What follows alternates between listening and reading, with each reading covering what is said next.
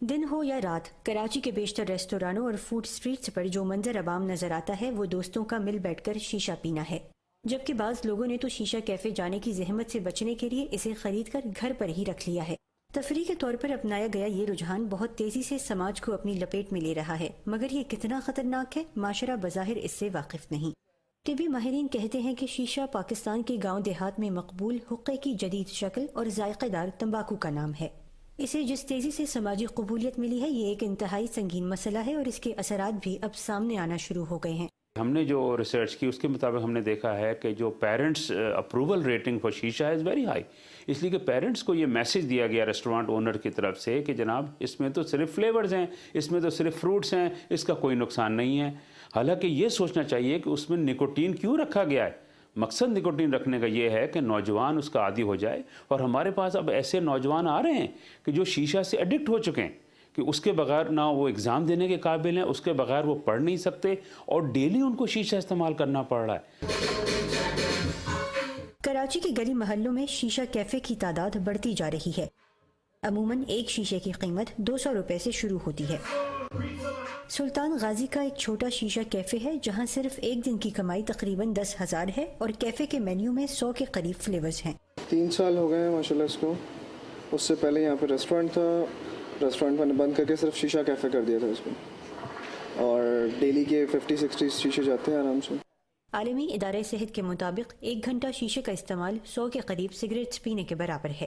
Doctor Javed کہتے ہیں کہ انہوں نے کراچی سے شیشے کے مختلف فلیورز کے پیکٹس خرید کر امریکہ بھیجے ہیں، جہاں ماہرین نے تجزیہ کر کے ان میں نکوٹین اور ایسے خطرناک کیمیکلز کی نشاندہی کی ہے جن سے کینسر ہو سکتا ہے۔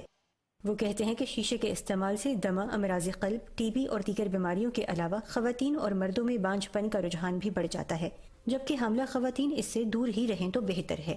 اس میں جو ریسرچ ہوئی ہے اس کے اندر کاربن مونوکسائڈ کی لیول بہت ہائی ہوتی ہے۔ آپ کو پتہ ہے کاربن مونوکسائڈ جو ہے بلڈ کے ذریعے سارے جسم میں پہنچتی ہے، اور وہ آکسیجن کو ہٹا کر کے ریپلیس کر دیتی ہے، تو دل کو بھی پھر آکسیجن کم جاتی ہے، دماغ کو بھی آکسیجن کم جاتی ہے۔ اگر کوئی حاملہ خاتون شیشہ استعمال کرتی ہیں تو ان کے اندر کاربن مونوکسائڈ وہ معصوم بچے کو بھی جا رہی ہوتی ہے جو کہ ابھی پیدا ہونے والا ہوتا ہے۔ اس کے علاوہ اس میں آرسینک، اس میں لیڈ، اس میں کوبالٹ، اس میں ٹار، اس کے علاوہ بے شمار اور کارسینوجنز جو ہیں شیشہ کے اندر پائے جاتے ہیں۔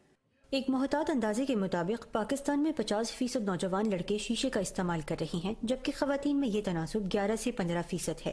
ڈاکٹر جاوید احمد خان کہتے ہیں کہ فلیورز کے ذریعے نوجوانوں کو تمباکو کی جانب راغب کرنے کی اس کوشش کو روکنا بہت ضروری ہے، کیونکہ بہت سے نوجوان اور ان کے والدین اس حقیقت سے واقف نہیں ہیں۔ عالمی ادارہ صحت کی ایک رپورٹ کے مطابق پاکستان میں ہر سال 1 لاکھ افراد تمباکو کے استعمال سے موت کا شکار ہو جاتے ہیں۔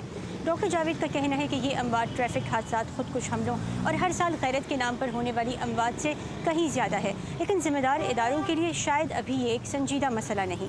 پاکستان میں تمباکو نوشی کی روک تھام کے لیے قانون موجود ہے، اور رواں سال سندھ اسمبلی میں شیشہ پینے پر پابندی سے متعلق ایک قرارداد بھی منظور کی گئی ہے، لیکن ماہرین صحت کا کہنا ہے کہ اگر ان قوانین کے تحت نوجوانوں کی حوصلہ شکنی کی جاتی تو کراچی سمیت پاکستان کے بڑے شہروں میں شیشہ پینے والوں کی تعداد میں اس تیزی سے اضافہ نہ ہوتا۔ عائشہ خان، اردو VOA، کراچی۔